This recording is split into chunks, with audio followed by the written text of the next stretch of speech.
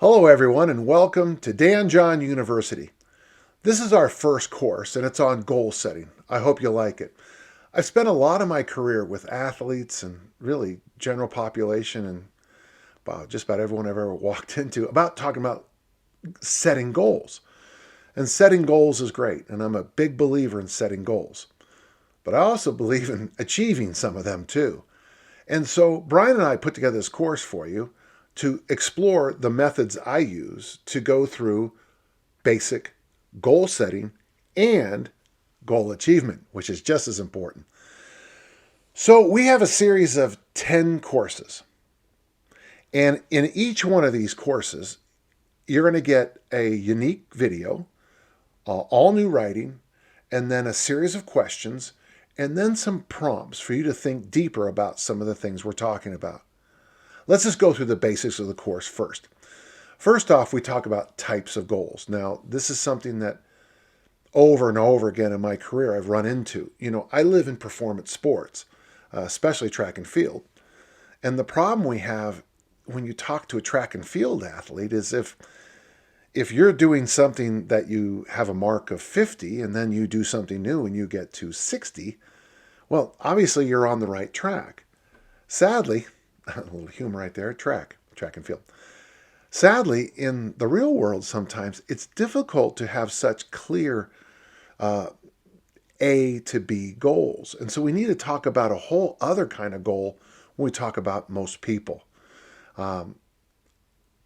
Don't overlook the importance of understanding performance goals versus every other kind of goal.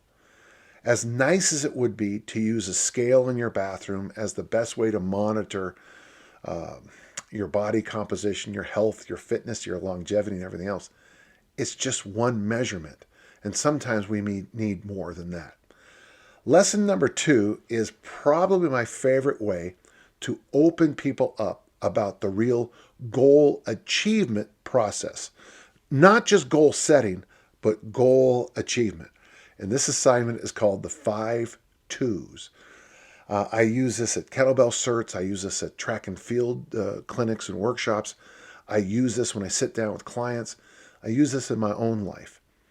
It's a very simple series of imaginations, if you will. What will I be doing in 2 years? What will I be doing in 2 decades? It's a very simple little process.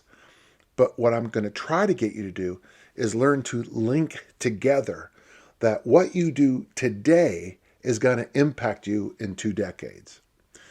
Lesson number 3 is on something that a lot of people don't believe in.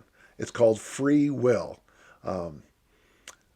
Watching my daughters raise their children reminds me of how difficult it was for me to raise my kids with, when you're trying to work out and you're dealing with a newborn, the newborn has an opinion about how much noise you're allowed to make in the weight room. Sometimes life hits you pretty hard and you run out of that ability that you might have had in your teenage or early 20 years where you can say, I'm going to go work out. And you come home an hour or so later and someone had a delicious prepared meal for you. That's the real world, is when you don't have mom making every meal for you, or however it works out for you. It'll be a fun lesson for all of us. The next one is called pain and pleasure. And this is I got to tell you, I think this is one of the more difficult things for me to do as a coach. I mean, the system is easy. What we do is I ask you to list out the perceived pain of achieving or not achieving a goal and the perceived pleasure of achieving or not achieving a goal. Sometimes it gets you into some difficult ground to deal with. Sometimes it gets a little uncomfortable. And sometimes I come off as a kind of a big jerk when I do this assignment with my athletes.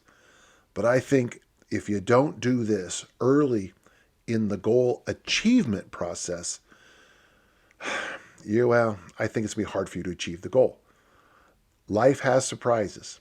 This is a way to consciously think through some of them. After that, we move into my 2 favorite tools.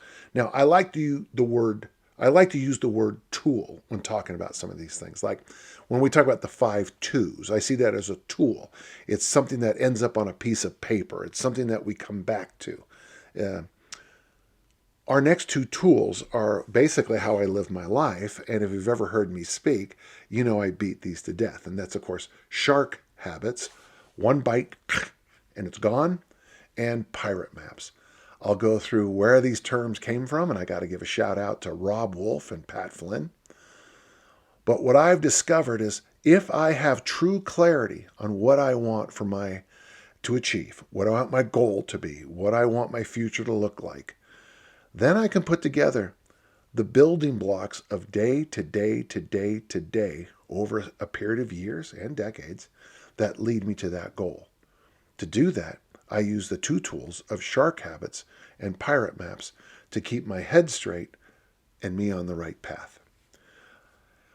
We then break it up into a few areas I'd like you to think about as we move through. The first is very simply physical goals.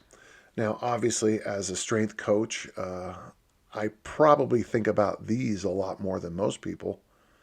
But I have to tell you, as I age and as I have more and more grandchildren showing up, my physical goals aren't so much about how far I throw the discus or how much weight I throw over my head, but being able to ride my bike with my grandchildren and kick the soccer ball around with them and, take my daughters on long walks and laugh about things. It's interesting. Now, maybe it's because I live in the United States of America, but financial goals come right after physical goals. So many of my friends have been impacted by things like medical care and care for their parents, that it has become more and more clear to me that we need some clear financial planning for all of our lives. I'm going to share with you many of the steps I took so that I could retire at age 52 as a school teacher. And nothing I'm going to tell you is very fancy. Nothing is insane. You're not going to have to go around the neighborhood knocking on doors and selling anything to anybody. It's basic, logical stuff. And it works. And it's always worked. Another area of goal setting we want to talk about is our educational or our mental goals. One of the things I'd like to clear up, of course, on the area of education, it's not just doctorates and master's degrees and advanced education. Some of the best learning I've had as an adult is from, now courses online, courses on strategy and tactics, courses on chess, courses on the Celtic world, courses on King Arthur. We are at a time where the same way books were a century ago, the internet can be the great resource. But of course, it's still up to you to use those tools and further develop yourself.